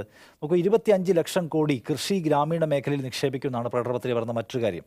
ആകെ 2019 ബജറ്റ് ചെലവ് 30 ലക്ഷം കോടി രൂപ മാത്രമാണെന്നിരിക്കുകയാണത്. AK-203 തോക്കുകൾ നിർമ്മാണം തുടങ്ങിയിരിക്കുന്നു അമേഠിയിലെ ഫാക്ടറിയിൽ നിന്നാണ് മറ്റൊരു കാര്യം എഴുതി ചേർത്തിരിക്കുന്നത്.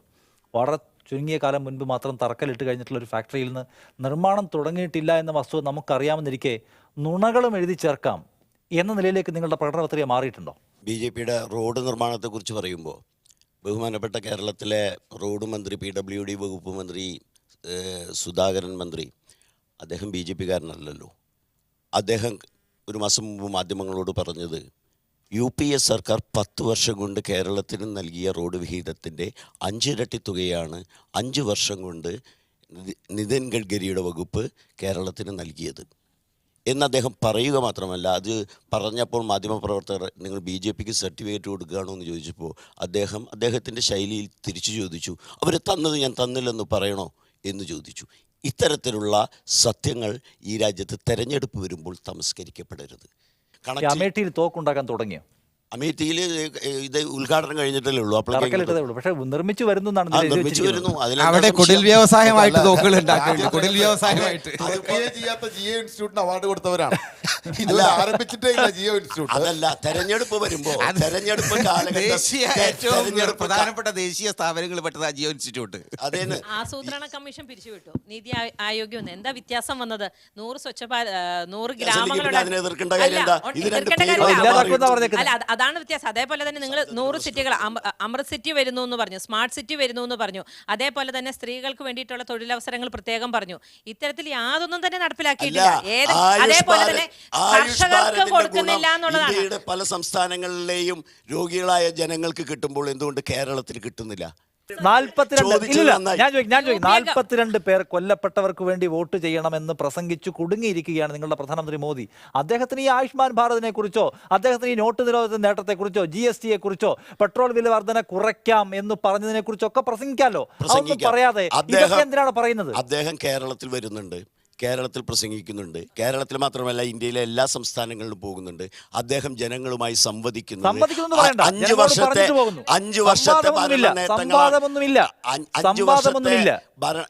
സംവാദത്തെ അങ്ങനെ താങ്കളത് പറയില്ലേ, വെറുതെ വരുന്നു, അദ്ദേഹം ഒരു ഏകപക്ഷീയ പ്രസംഗം നടത്തി പറയുന്നില്ല എന്നാണല്ലോ താങ്കളുടെ ആരോപണം. കഴിഞ്ഞ ദിവസം ടിവിയിൽ അദ്ദേഹത്തിന്റെ ഒരു പ്രസ് എന്താ പറയുക, മീറ്റ് ദ പ്രസ് ഞാൻ കണ്ടു. ഒരു പത്രക്കാരനുമായിട്ട് ഒരു സെലക്ടഡ് ആയിട്ടുള്ള അദ്ദേഹത്തിന് വേണ്ടപ്പെട്ട ഒരു ചാനലിലെ അംബാനി മുതലാളിയുടെ ഒരു ഇങ്ങനെയാണോ രാജ്യത്തിന്റെ പ്രധാനമന്ത്രി ജനങ്ങളെ കാണേണ്ടത്, മാധ്യമങ്ങൾ കാണേണ്ടത്? ഇത് അദ്ദേഹത്തോട് പറഞ്ഞു കൊടുക്കണം. മാധ്യമ പ്രവർത്തനം എന്ന് പറഞ്ഞാൽ നമ്മൾക്ക് വേണ്ടപ്പെട്ട ആളുകളെ വിളിച്ചിട്ട് ചായ കൊടുക്കലല്ല. ഗംഗാ ശുചീകരണത്തെക്കുറിച്ച് മാഡം പറഞ്ഞു. ആരാധ്യയായ കോൺഗ്രസിന്റെ general secretary, ICC general secretary Priyanka Gandhi ഗംഗയിൽ പോയി വെള്ളം എടുത്ത് മുഖത്തൊഴിച്ചു. 5 വർഷം മുമ്പാണെങ്കിൽ സാധിക്കുമായിരുന്നു സർ. 5 വർഷം സ്വച്ഛ് ഭാരത് പദ്ധതി 5 വർഷം മുമ്പാണെങ്കിൽ സാധിക്കുമായിരുന്നു. ഗവൺമെന്റ് ഉണ്ടാക്കിയതിൽ കൂടുതൽ ഒരു കക്കൂസ് ഉണ്ടാക്കിയിട്ടില്ല. അന്നുണ്ടാക്കി അത്രയും നമ്പർ പോലും ഉണ്ടാക്കിയിട്ടില്ല. അതാണ് കക്കൂസ് വളരെ മോശപ്പെട്ട സാധനമാണെന്ന് പറഞ്ഞ് എറണാകുളത്ത് ക്ലോസറ്റ് തലയിൽ വെച്ച് ഞങ്ങൾക്ക് കക്കൂസ് വേണ്ട എന്ന് പറഞ്ഞ് പ്രകടനം നടത്തിയത് യൂത്ത് കോൺഗ്രസ് അല്ലേ? അദ്ദേഹം പറഞ്ഞു BJPയുടെ നരേന്ദ്രമോദി വന്ന് പറയുന്നുണ്ട്. നരേന്ദ്രമോദി എന്ത് പറയുന്നു എന്നുള്ളതല്ല, പറഞ്ഞ കാര്യം നടപ്പിലായോ എന്നുള്ളതാണ് പ്രശ്നം. 15 ലക്ഷം രൂപ അക്കൗണ്ടിലേക്ക് തരാം പറഞ്ഞതാണ്. BJPയുടെ നേതാക്കൾ ചാനലിൽ വന്നിരുന്ന് പറഞ്ഞു, നോട്ട് നിരോധനം കഴിഞ്ഞപ്പോൾ 40 രൂപയ്ക്ക് പെട്രോൾ കിട്ടും എന്ന് ഉറപ്പിച്ച് പറഞ്ഞു. ഇതൊക്കെ വാട്സപ്പിൽ ആളുകൾ ഇപ്പോൾ കണ്ടുകൊണ്ടിരിക്കുകയല്ലേ, പ്രചരിച്ചുകൊണ്ടിരിക്കുകയല്ലേ. ആകെണ്ടായ മാറ്റം എന്താ? തെരഞ്ഞെടുപ്പിന് മുമ്പ് അദാനിയുടെ വിമാനത്തിൽ മോഡി സഞ്ചരിക്കുന്നു, തിരഞ്ഞെടുപ്പ് കഴിഞ്ഞപ്പോൾ മോഡിയുടെ വിമാനത്തിൽ അദാനി സഞ്ചരിക്കുന്നു. ഈ കോർപ്പറേറ്റുകൾക്ക് ഗുണമുണ്ടായി എന്നുള്ളതല്ലാതെ സാധാരണക്കാരന് എന്ത് മാറ്റം ജീവിതത്തിലുണ്ടായി? അതാണ് ചോദ്യം. ഇതിന്റെ കൂടെ ഒരു ചോദ്യം കൂടെ ചോദിക്കാം. തൊഴിലവസരങ്ങൾ എത്ര നൽകി? കാരണം നമുക്ക് വിലവർധനവുണ്ടായി, പക്ഷേ കർഷകർക്ക് എന്ത് മെച്ചം ലഭിച്ചു? തൊഴിലവസരങ്ങൾ എത്ര വെച്ചു? വിദേശ രാജ്യത്ത് നിന്ന് എത്ര രൂപ കടമെടുത്തു? എത്ര ബാധ്യതകൾ നമ്മൾക്ക് വരുത്തി വെച്ചു?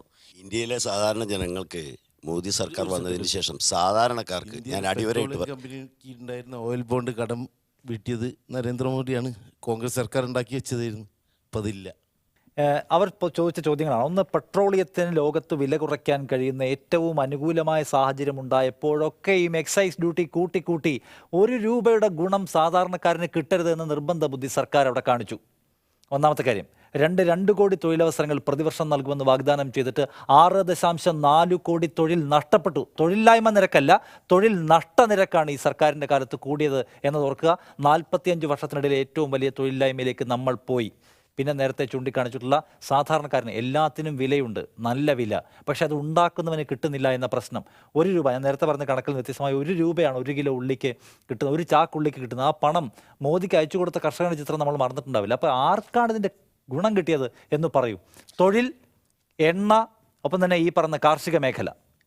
എണ്ണയുടെ വില കുറയ്ക്കാൻ സാധിച്ചില്ല, കൂട്ടിയിട്ടില്ല, കുറയ്ക്കാൻ സാധിച്ചില്ല. ക്രൂഡ് ഓയിലിൻ്റെ വില കുറഞ്ഞത് അനുസരിച്ച് ഇന്ത്യൻ മാർക്കറ്റിൽ എണ്ണയുടെ വില കുറയ്ക്കാൻ സാധിച്ചില്ല. കുറയ്ക്കാൻ സാധിക്കാത്തതിൻ്റെ കാരണം ആ സുഹൃത്ത് സൂചിപ്പിച്ചതുപോലെ ഈ രാജ്യത്തെ ഋണവിമുക്തമാക്കുക എന്നുള്ളതാണ് ഒരു ഗവൺമെൻറ് ചെയ്യേണ്ട കർത്തവ്യം. രാജ്യത്തെ ഋണവിമുക്തമാക്കുന്നതിനുള്ള ഭാഗമായിട്ട് മോഡി സർക്കാർ അധികാരത്തിൽ വന്ന സമയത്ത് തന്നെ അദ്ദേഹം പറഞ്ഞിരുന്നു, ചില തിക്തമായ തീരുമാനങ്ങൾ, ചില കട്ടിയുള്ള തീരുമാനങ്ങൾ സർക്കാർ എടുക്കും, രാജ്യത്തിൻ്റെ സമ്പദ് വ്യവസ്ഥ തീരെ മോശമാണ്.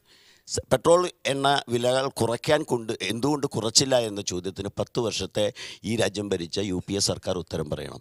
തൊട്ടതിനും പിടിച്ചതിലും മുഴുവൻ അഴിമതി നടത്തി ഈ രാജ്യത്തിൻ്റെ പൊതുപണം ചില വ്യക്തികളിലേക്ക്. അല്ല, ഞാൻ ചോദിക്കട്ടെ, കഴിഞ്ഞ സർക്കാരിന്റെ കാലത്ത് വലിയ ക്ലാരിഫിക്കേഷൻ കഴിഞ്ഞ സർക്കാരിന്റെ കാലത്ത് അത്ര ഫിനാൻഷ്യൽ ക്രൈസിസ് ആയിരുന്നെങ്കിൽ ഇതിനേക്കാൾ വലിയ വിലയിലേക്ക് അന്താരാഷ്ട്ര വില ക്രൂഡ് ഓയിലിന് പോയ സമയത്ത് ഇവിടെ എക്സൈസ് ഡ്യൂട്ടി കുറച്ചത് മാനേജ് ചെയ്തല്ലോ.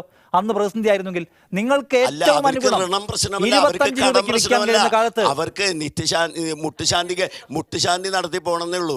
അവർക്ക് കടം പ്രശ്നമല്ല, രാജ്യത്തിനോട് കമ്മിറ്റ്മെന്റ് ഇല്ല. ഉണ്ടാക്കിയ പൈസ കൊണ്ട് എന്താ ചെയ്തതെന്ന് പറ. എന്താ ചെയ്തത് എന്നുള്ളത് ഇന്ത്യയിലെ ജനങ്ങൾക്ക് മനസ്സിലായിട്ടുണ്ട്, ഇന്ത്യയിലെ ജനങ്ങൾക്ക് ഇന്ത്യയിലെ ജനത്തിലുള്ള ഞാനാണ് ചോദിക്കുന്നത്. താങ്കൾ പറഞ്ഞ കണക്കിന് നിങ്ങൾ ഈ പറയുന്ന ഇന്ത്യയിലെ ജനം എവിടുത്തെ ജനമാണ്? ഒരു ദേശീയ ചാനൽ നടത്തിയ സർവേയിൽ 62% ജനങ്ങൾ നരേന്ദ്രമോദിയിൽ വിശ്വാസം അർപ്പിക്കുന്നു എന്ന് വരുന്നു. കോൺഗ്രസ് അധികാരത്തിൽ ഉള്ള സമയത്ത് എക്കണോമിക് ഇന്ത്യയിൽ നല്ല ലെവലിലായിരുന്നു. അന്ന് പെട്രോളിൻ്റെ ഡീസലിൻ്റെ വില 50 രൂപ. അന്ന് BJP പറഞ്ഞിരുന്നത് അന്ന് മുഴുവനായിട്ട് ഗ്യാസ് സിലിണ്ടർ റോട്ടിലൂടെ കൊണ്ട് നടക്കുക, അതുപോലെ പെട്രോൾ വണ്ടി ഉന്തി നടക്കുക, ഇത് സ്ഥിരമായിട്ട് എല്ലാ സംസ്ഥാനത്തും നടത്തിയിരുന്നു. പക്ഷേ ഒരു ചെറിയൊരു സംഗതി, ജനങ്ങൾ ഫുള്ള് ബുദ്ധിമുട്ടായിട്ടും ഈ ഒരു ഗ്യാസിൻ്റെ വില പോലും നിയന്ത്രിക്കാൻ കഴിയാത്ത ഒരു സർക്കാരിന് എങ്ങനെ മുന്നോട്ട് പോകാൻ കഴിയും? ഓക്കെ, ആരാണ് നിങ്ങളുടെ ഞാനും കൂടി ഒന്ന് പറഞ്ഞിട്ട് അദ്ദേഹം ഉത്തരം പറഞ്ഞാൽ നന്നാവുക. അദ്ദേഹം പറഞ്ഞു വില കൂട്ടിയില്ല എന്നാ പറഞ്ഞു. 370 രൂപയായിരുന്നു 5 കൊല്ലം മുമ്പ് പാചകവാതകത്തിൻ്റെ ഒരു സിലിണ്ടറിൻ്റെ വില. 980 രൂപയിലേക്ക് ഉയർന്നു. 600 രൂപയുടെ വർധനവുണ്ടായി. പെട്രോളിൻ്റെ വില കൂടി, ഡീസലിൻ്റെ വില കൂടി. താങ്കൾ പറഞ്ഞതുപോലെ ലോകത്തിൽ ഏറ്റവും കുറഞ്ഞ നിലയിൽ ക്രൂഡ് ഓയിൽ കിട്ടുന്ന അവസരത്തിലാണ് ഈ ഉണ്ടായത്. പിന്നെ അദ്ദേഹം പറഞ്ഞ വസ്തുതാപരമായ പിശകാണ്. ഇന്ത്യയുടെ കടബാധ്യതയൊന്നും അങ്ങനെ പെട്രോളിൻ്റെ വില കൂട്ടിയിട്ട് തീർത്തു എന്ന് പറയുന്നത് വസ്തുതാപരമായി പിശകാണ്. അത് ശരിയല്ല. പെട്രോളിയം കമ്പനികൾ പറയുന്ന കണക്ക് അവർ നഷ്ടത്തിലാണ്, അല്ലെങ്കിൽ അവർക്ക് വില കൂട്ടണമെന്ന് അവർ പറയുന്നതിന് കാരണം ഞങ്ങൾ ഇത്ര രൂപയ്ക്ക് വിറ്റിരുന്നുവെങ്കിൽ ഞങ്ങൾക്ക് ഇത്ര ലാഭം കിട്ടും എന്നുള്ള നിലയിലുള്ള ഒരു കണക്കാണ്. ഞങ്ങൾക്ക് ഇത്ര കിട്ടുമായിരുന്നു എന്നുള്ള കണക്കാണ്. ഒരു ഋണബാധ്യതയും ഇന്ത്യയുടെ കുറഞ്ഞിട്ടില്ല. ഇന്ത്യയുടെ കടബാധ്യതകൾ കൂടിയിട്ടേ ഉള്ളൂ ഈ 5 വർഷത്തിനിടയിൽ. കോർപ്പറേറ്റുകൾക്ക് പക്ഷേ വലിയ രൂപത്തിൽ അവരുടെ സമ്പത്ത് വർദ്ധിപ്പിക്കാൻ കഴിഞ്ഞു എന്നുള്ളതാണ് ഈ ഭരണത്തിൻ്റെ ഏക നേട്ടം. നരേന്ദ്രമോദി വിമാനത്തിൽ കയറിയ കുഴപ്പം, കോടിയേരി ബാലകൃഷ്ണൻ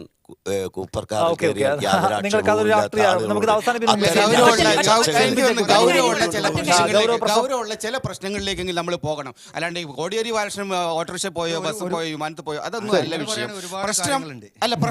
പ്രശ്നം ഈ രണ്ട് മാനിഫെസ്റ്റോകൾക്കിടയിൽ എന്ത് വിഷനാണ് നമ്മൾ കാണാൻ കഴിയുന്നത്?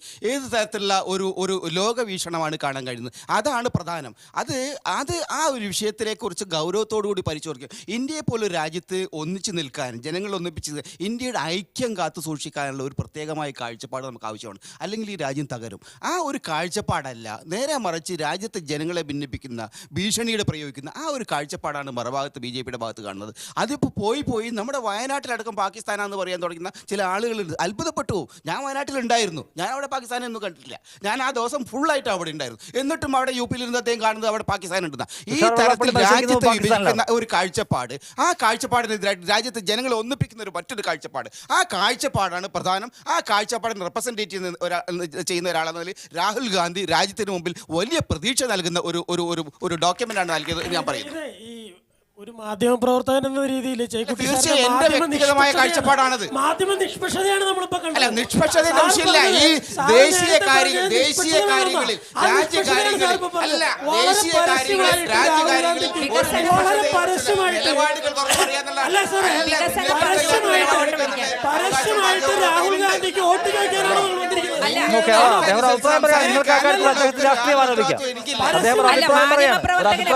മാധ്യമപ്രവർത്തകന് ഈ രാജ്യത്തിന്റെ ഭാഗത്ത് പത്രപ്രവർത്തകന് നിലപാടുകൾ പറയാനുള്ള അവകാശമുണ്ട്. അല്ലെങ്കിൽ പിന്നെ പത്രത്തിൽ എഡിറ്റോറിയൽ എഴുതാൻ കഴിയും. പത്രത്തിൽ എഡിറ്റോറിയൽ എഴുതാൻ കഴിയോ? അദ്ദേഹം രാഷ്ട്രീയം പറയാതിരിക്കും. ഇല്ലില്ല, അത് നിങ്ങൾ തീരുമാനിക്കുന്ന കാര്യമില്ല. ഒരു അഭിപ്രായം പറയാൻ അവകാശമില്ലെങ്കിൽ ഒരു വിഷയത്തിൽ അഭിപ്രായം പറയാൻ ഒരു പത്രം എങ്ങനെ എഡിറ്റോറിയൽ എഴുതുന്നത്? ഇല്ല നിങ്ങൾ ഇല്ല അങ്ങനെ ഒന്നുമില്ല. അദ്ദേഹത്തിന് അഭിപ്രായം അതങ്ങനെ കഴിഞ്ഞു വിട്ടു അത് കഴിഞ്ഞു. ആ വിഷയം കഴിഞ്ഞു. ഇവിടെ ചർച്ച മാനിഫെസ്റ്റ് ആണ്. അത് ഒരു ബി ജെ പിയും കോൺഗ്രസും തമ്മിൽ താരതമ്യം ചെയ്യുമ്പോൾ അദ്ദേഹത്തിന് ഗുണം കോൺഗ്രസ് ആണ് എന്നാണ് അദ്ദേഹം പറയുന്നത്. ഇല്ല, ഓക്കെ ശരി, അദ്ദേഹം അഭിപ്രായം പറയും. എനിക്ക് നിലപാടെടുക്കാൻ കഴിയുള്ളൂ. ഈ രാജ്യത്തെ ഏറ്റവും പ്രധാനമായിട്ടുള്ളത് ശ്രീമതി ബീന ജോസഫ്, നമുക്ക് അവസാനിപ്പിക്കാം. കാർഷിക വിളയാണ്. കാർഷിക വിളകളെ സംബന്ധിച്ചിടത്തോളം ഇവിടെ റബ്ബർ അല്ല ഇവിടെ അല്ല ആ പറയുന്നത് മാത്രമല്ല. രാഹുൽ ഗാന്ധിക്കാണ് മെച്ചെന്ന് പറയുന്നുണ്ടല്ലോ നിങ്ങള്. ഇത്രയും കാലം ഇന്ത്യ രാജ്യം ഭരിച്ചിട്ട് ഈ രാഹുൽ ഗാന്ധി കോൺഗ്രസും അതുപോലെ തന്നെ ഇന്ദിരാഗാന്ധി ഒക്കെ ഭരിച്ചിട്ടും ഈ ഇവിടെ 12 രൂപയ്ക്ക് ഇൻഷുറൻസ് സാധാരണക്കാരന് കൊടുക്കാൻ കഴിഞ്ഞോ? 12 രൂപേന്റെ ഇൻഷുറൻസ് പറയുന്നേക്ക് 350 ഉറുപ്പ്യന്റെ ലൈഫ് ഇൻഷുറൻസ് കൊടുക്കാൻ കഴിഞ്ഞോ? കഴിഞ്ഞില്ല. പിന്നെ അതുമല്ല ഇപ്പോൾ അടുത്ത കിസാൻ നിധി 2000 രൂപ ഓരോ വീടുകളിലും എത്തിച്ചു കൊടുക്കാൻ വേണ്ടി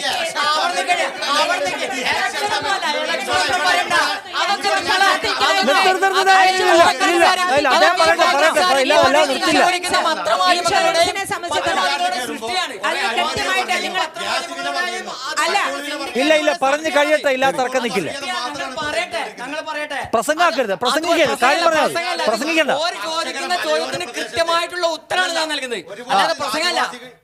അതായത് ഒരു കാര്യം ഞാൻ ചോദിക്കട്ടെ. അതായത് 6000 രൂപയാണ് പ്രതിവർഷം ഒരു കർഷകന് കൊടുക്കുന്നത്. 5 അംഗ കുടുംബമുള്ള ഒരു കർഷകന് ഒരു ദിവസം ഭക്ഷണം കഴിക്കാൻ ഒരു അംഗത്തിന് 3 രൂപ കിട്ടും. എന്തിനാണത്? 2000 രൂപ ആരെ കളിയാക്കാനാണ്? എന്തിനാ പറയുന്നത്? 2000 രൂപ. പിന്നെ വേറെ കൃഷിഭവനിൽ പോയോ? കൃഷിഭവനിൽ പോയാൽ ഫോം കൊടുക്കാൻ അവിടെ തിരക്കുണ്ടാക്കിയിട്ട് 30 ദിവസം ക്യൂ നിൽക്കുക. ഇല്ല ഞാൻ ചോദിക്കട്ടെ. ശരി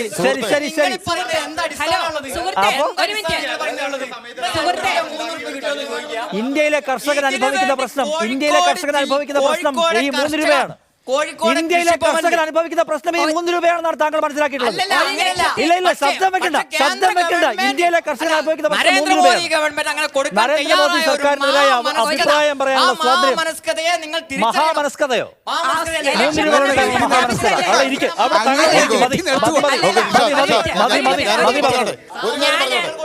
ഞാൻ മഞ്ചേരി മുനിസിപ്പാലിറ്റിയിലെ കൗൺസിലറും കൂടി നരേന്ദ്രമോദി നിങ്ങൾ ഇത് പറയുമ്പോ നരേന്ദ്രമോദി രാഷ്ട്രീയ പ്രവേശനം രാഷ്ട്രീയ പ്രവർത്തനത്തിലേക്ക് കടക്കുന്നതിന് മുൻപ് ഈ രാജ്യം ബക്രാനലങ്കങ്ങൾ അണക്കെട്ടുണ്ടാക്കിയിട്ടുണ്ട്. താങ്കൾക്ക് അറിയാമോ? അത് മോദി രാഷ്ട്രീയം പറയാൻ പഠിക്കുന്നതിന് മുൻപ് ഈ രാജ്യം ഒരുപാട് സാധനം അതല്ല റബ്ബർ നാണി. ഞാൻ കൂടുതലൊന്നും പറയുന്നില്ല. ഇവിടെ റബ്ബർ നാണ്യവിള അല്ലാതാക്കി, കാർഷിക വിള അല്ല എന്ന് പറഞ്ഞു. അവരുടെ ഒരു സമീപനം തന്നെ വ്യക്തമാണ്. കാരണം BJPയെ സംബന്ധിച്ചിടത്തോളം ഒരു മാധ്യമ പ്രവർത്തകന് അദ്ദേഹത്തിന്റെ അഭിപ്രായം പറയാൻ പറ്റാത്ത പോലത്തെ മാധ്യമ പ്രവർത്തകരെ കൊല്ലുന്നതാണ്. അവർക്ക് സ്വന്തമായിട്ട് അവർ എഴുതുമ്പോൾ അവർ എത്ര പേരെ ഇവിടെ കൊന്നൊടുക്കിയേക്കുന്നത്. ആ ഒരു സ്ഥിതിയിലേക്ക് ഇവിടെ രാജ്യം. ഒറ്റ മിനിറ്റ്. ഞാൻ പ്രകടന പത്രികയിൽ നിന്നുകൊണ്ട് മാത്രം സംസാരിക്കാം. ഇവിടെ റബ്ബർ നാണ്യവിള അല്ലാതാക്കി, കാർഷിക വിളയല്ല എന്ന് പറഞ്ഞു. കാർഷിക വികസന ബോർഡ് ഇല്ലാതാക്കി. ഇതുവരെ കേരളത്തിനെ സംബന്ധിച്ചിടത്തോളം കേരളത്തിന്റെ ഏറ്റവും പ്രധാനമായിട്ടുള്ള വിളയാണ് നാളികേരം എന്ന് പറയുന്നത്. ഈ കഴിഞ്ഞ 5 വർഷക്കാലം അവർക്ക് അവരുടെ ഒരു ചെയർമാനെ അപ്പോയിന്റ് ചെയ്യാൻ പറ്റുമോ? സാധിച്ചില്ല. സാധാരണക്കാരായിട്ടുള്ള ജനങ്ങളെ സംബന്ധിച്ച് അവർക്കൊന്നും നൽകാനില്ല. അവർ ഈ പറയുന്ന ഇൻഷുറൻസ് പറഞ്ഞു, കർഷകർക്ക് കൊടുത്തു എന്ന് പറഞ്ഞു. ഞാൻ മഞ്ചേരി മുനിസിപ്പാലിറ്റിയിലെ കൗൺസിലറാണ്, സ്റ്റാൻഡിംഗ് കമ്മിറ്റി ചെയർപേഴ്സൺ. എൻ്റെ വാർഡിൽ ഒരുപാട് ജനങ്ങൾ കൊടുത്തിട്ടുണ്ട്. അവരിൽ എത്ര പേർക്ക് കിട്ടി? 5 പേർക്ക് പോലും തികച്ച് കിട്ടിയിട്ടില്ല ഈ 2000 രൂപ. അത് എപ്പോഴാണ് കൊണ്ടുവരുന്നത്? ഈ 5 പേർക്ക് തന്നെ കിട്ടുന്ന എത്ര പേർക്ക്? ഈ ഇലക്ഷനെ സംബന്ധിച്ച് ആര് വീട്ടിൽ ഈ കൊടുത്ത അപേക്ഷ ക്യൂ നിന്നുകൊണ്ടാണ് ആളുകൾ കൊടുത്തത്. എത്ര പേര് കൊടുത്തിട്ട് അവർക്ക് 2000 രൂപ പോലും കിട്ടിയിട്ടില്ല. കർഷകൻ ഉണ്ടാക്കുന്ന സാധനത്തിന് വിലയുണ്ടാക്കി കൊടുക്കൂ സാർ. കർഷകൻ ഉണ്ടാക്കുന്ന പ്രോഡക്റ്റിന് വിലയുണ്ടാക്കി കൊടുക്ക്. അല്ലാതെ ഈ നക്കാപ്പിച്ചല്ല അവർക്ക് ആവശ്യം. ഇവരിങ്ങനെ ബഹളം വെച്ചോണ്ട് നിങ്ങളെ കാര്യം നിങ്ങൾ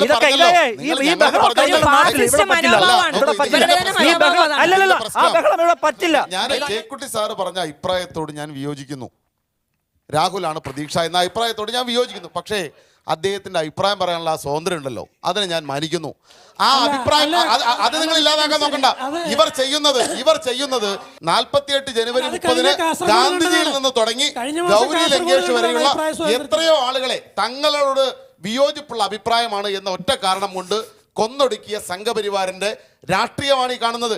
ഇപ്പൊ പറയുന്നു കർഷകർക്ക് 5 കൊല്ലം എവിടെയായിരുന്നു നരേന്ദ്രമോദി? 5 കൊല്ലം എന്തായിരുന്നു പണി? ഇപ്പോഴാണ് നിങ്ങൾക്ക് കർഷകരുടെ ദുരിതത്തെ കുറിച്ച് 5 കൊല്ലത്തിലാണോ നരേന്ദ്രമോദിക്ക് മനസ്സിലായത്? 5ാമത്തെ കൊല്ലം തെരഞ്ഞെടുപ്പ് വരും എന്ന് ഉറപ്പായപ്പോ 2000 രൂപ കൊടുത്താൽ നിങ്ങൾ ഇന്ത്യയിലെ ജനങ്ങളെ അത്ര അഭിമാനമില്ലാത്തവരായിട്ടാണോ നിങ്ങൾ കാണുന്നത്? ഇന്ത്യയിലെ കർഷകർ അഭിമാനികളാണ്. ആ 2000-ന്റെ പേരിൽ BJP വോട്ട് കിട്ടുമെന്നത് നരേന്ദ്രമോദിയുടെ മൂഢസ്വപ്നമാണ്. കിട്ടാൻ പോകുന്നില്ല. കാരണം ഇന്ത്യയിലെ കൃഷിക്കാർ അനുഭവിച്ച ദുരിതം അതിന്റെ എത്രയോ ഇരട്ടി ദുരിതം. ഇവിടെ പറഞ്ഞല്ലോ, ഉള്ളി വിറ്റ കർഷകൻ നരേന്ദ്രമോദിക്ക് മണി ഓർഡർ അയച്ചു കൊടുക്കേണ്ടി വന്നു. ആ പണം അത്രയും വലിയ അപകടകരമായ സാഹചര്യത്തിലേക്ക് കർഷകൻ പോകുന്നു. നിങ്ങൾ ആത്മാർത്ഥതയുണ്ടെങ്കിൽ നിങ്ങൾ പറഞ്ഞു സ്വാമിനാഥൻ കമ്മീഷൻ റിപ്പോർട്ട് നടപ്പിലാക്കാം. എന്താണെന്നറിയോ? താങ്ങുവില വിള ഉൽപാദനത്തിന്റെ 50% കൂടി കൂട്ടി നടപ്പിലാക്കാൻ തയ്യാറുണ്ടോ? അതാണ് ചോദ്യം. അല്ലാതെ 2000 രൂപയല്ല ചോദ്യം. ദേശീയ പാർട്ടികളുടെയും പ്രകടന പത്രികയിൽ വ്യത്യസ്തങ്ങളായ നയസമീപനവും വീക്ഷണകോണുകളുമാണ് അതിലുള്ളത്. അതെങ്ങനെയാണ് തെരഞ്ഞെടുപ്പിൽ പ്രവർത്തിക്കുക എന്നാണ് കാത്തിരുന്ന് കാണേണ്ടത്. അതെങ്ങനെ ചർച്ചയാക്കാൻ, അതിൽ ഓരോന്നിനും പ്രാധാന്യം കൽപ്പിച്ചു കൊടുക്കാൻ അത് പാർട്ടികളുടെ മിഷനറി എങ്ങനെ പ്രവർത്തിക്കുന്നു എന്നാണ് നോക്കിക്കാണുകയും ചെയ്യേണ്ടത്. കേരള സമിതി ആഴ്ച പൂർണ്ണമാവുകയാണ്. പങ്കെടുത്ത എല്ലാവർക്കും നന്ദി, നമസ്കാരം.